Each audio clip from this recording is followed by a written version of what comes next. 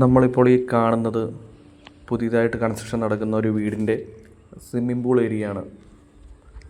അപ്പോൾ ഇതിലൊരു പ്രശ്നമെന്ന് പറഞ്ഞാൽ ഇതിൽ വെള്ളം ഫില്ല് ചെയ്ത് കഴിഞ്ഞപ്പോൾ ഈ വീഡിയോയിൽ കാണുന്ന പോലെ ഔട്ട് സൈഡിലോട്ട് കൊടുക്കുന്ന പൈപ്പിൽ കൂടെ ജോയിൻറ്റിൽ കൂടെ വെള്ളം ലീക്കായി പോവുകയാണ്.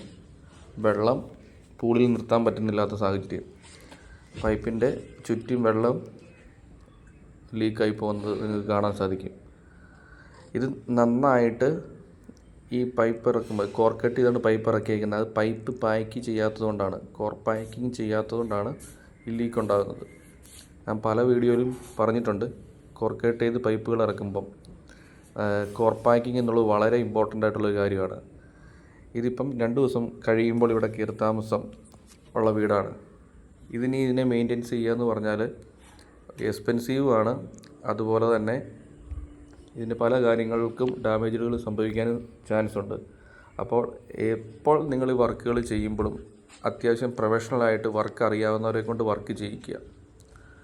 അല്ലെങ്കിൽ ഇതുപോലുള്ള ചെറിയ കാര്യങ്ങളാണ് പിന്നീട് വലിയ പ്രശ്നങ്ങൾക്ക് കാരണമാകുന്നത്.